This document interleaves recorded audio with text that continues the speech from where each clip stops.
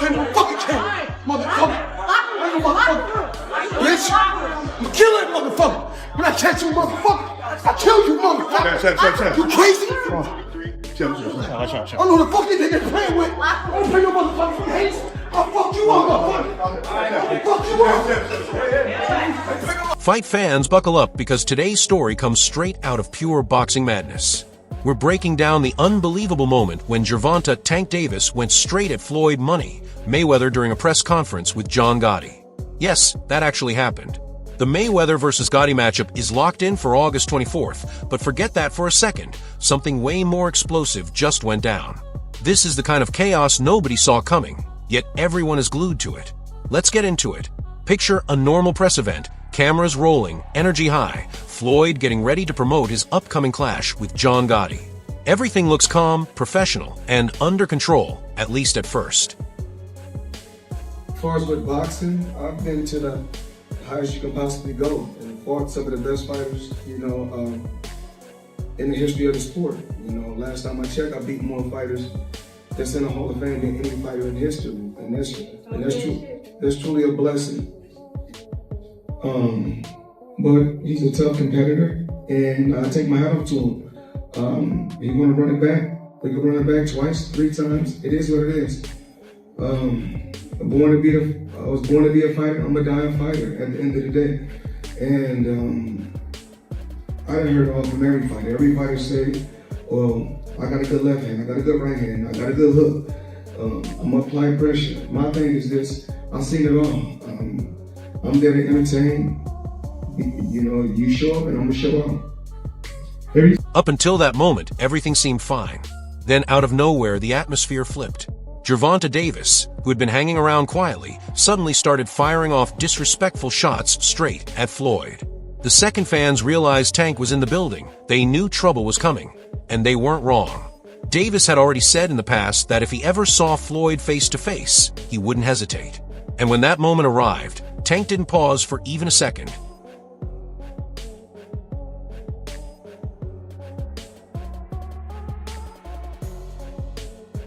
As everything unraveled, John Gotti stood there stunned, trying to process what was happening.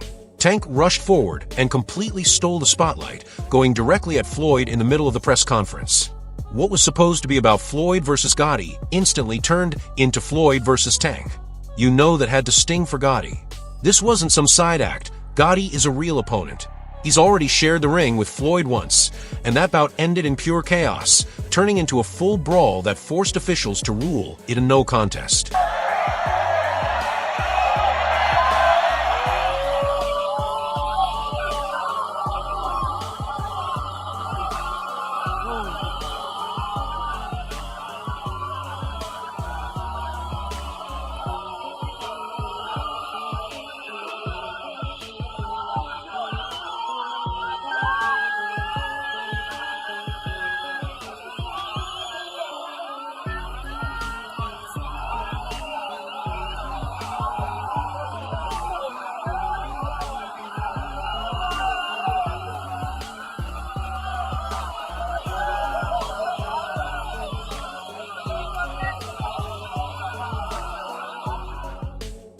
That moment lit the internet on fire.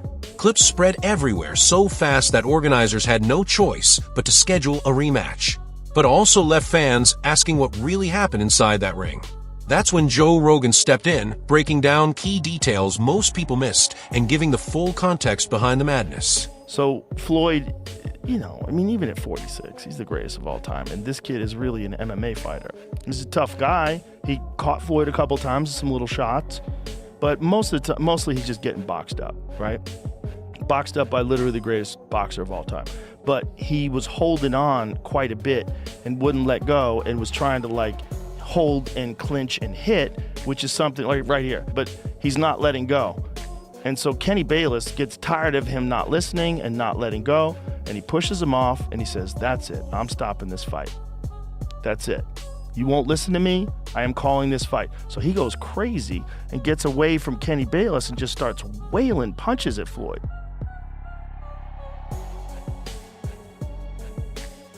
It was obvious Gotti wasn't finished with Floyd at all, and now he's returning fueled by pure revenge.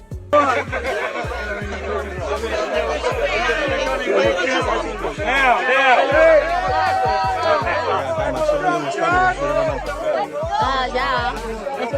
Undefeated, my team. Floyd.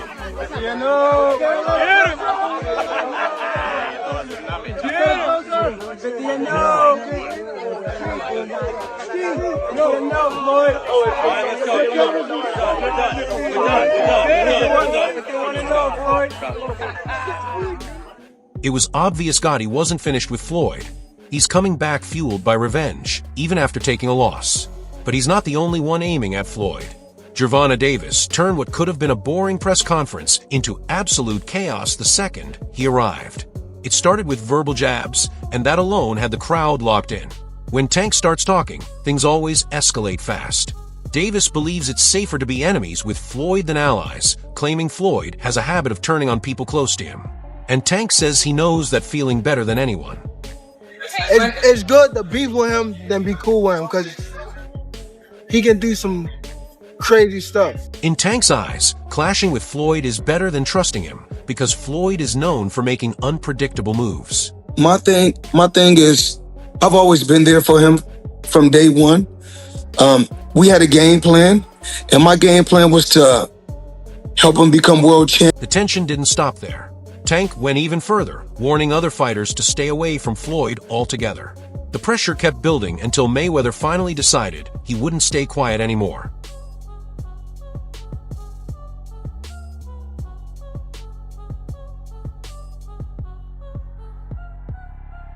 The bad blood between Gervonta Davis and Floyd Mayweather reached its breaking point right after Davis's explosive knockout win over Frank Martin. That victory almost didn't matter.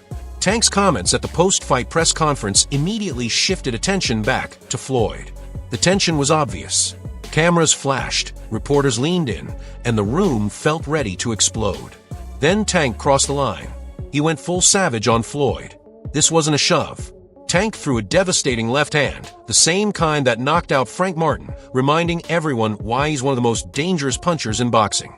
Security stepped in just in time, or this could have ended in a hospital. Floyd clearly wanted no part of it. Before the press conference even started, Floyd was seen rushing inside after spotting Tank outside, leaving reporters behind. That was avoidance at its finest. Hey Floyd, what do you think about the fight? Crawford Madrigal, he says it's gonna be a good fight. You think the winner should get Canelo? Sir, please. This ain't about them right now.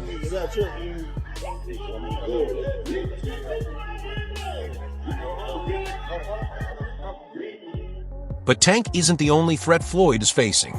John Gotti's father issued a serious warning during the press conference, and it's not something to ignore.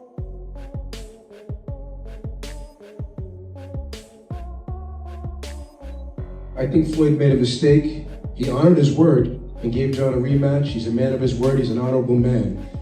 But I think he made a big mistake. John takes retests better than anybody else I've ever seen. And I think the fighter you're going to see enter the ring on August 24th is going to blow your minds. That's what I believe. I believe he's going to shock the world and blow your minds. That's what I believe. And watching John mature as a baby, and again, I was adverse to John being a fighter. I've never wanted my son to pursue his career. I never did. He came to me when I first had come home, and it said, I was away for a while, and it said to me, hey Dad, I want to explore being an MMA fighter. And I says, I just handed him my credit card. And I says, go ahead, go sign up for a gym, Belmore Kickboxing in Long Island. I said, go ahead, knock yourself out. I didn't even pay attention to it. And 2 months later, he comes to me and says, Dad, how many tickets you want for my fight? And I says, fight? What fight? He says, no, I got a fight coming up. I'm really excited about this fight. I says, John, what do you have to fight for? He says, well, that's the whole idea of what I'm doing. I says, no, I thought you were just going to train, something for you to do. Keep yourself occupied. This is back in 2014. And he says, no, I got this fight. It's out in Smithtown, Long Island. I said, all right, give me 50 tickets and we'll be there. I take 50 guys, we go to the fight. And I'm saying, it's amateur. What could it be? I fought amateurs when I was in military academy as a kid. Your headgear, these big Philippine gloves. So you think your kid's safe. It's productive for him. Well, when I get there, to my surprise, The kid that John is fighting is a particular kid that nobody else wanted to fight, okay? And only 3 months earlier, he had knocked John's trainer out in 37 seconds. So I says, this kid's got his grandfather's balls, but he certainly doesn't have his grandfather's brains, because this is ridiculous. He's never had a fight before, and here he is now. He's gonna have his first MMA fight against a kid, his name is Henry Mills, 6'3", one of the top kickboxing prospects in Long Island. He'd be an apple for John's head. And he's about to fight this kid, and I'm sick to my stomach. I said, I got snookered here. I got completely snookered here. How this happened is beyond me. The fight unfolds, and it's a war. And John Gotti himself isn't backing down. Exhibition or not, he's showing up with one goal: to knock Floyd out. That's the kind of intensity fans live for.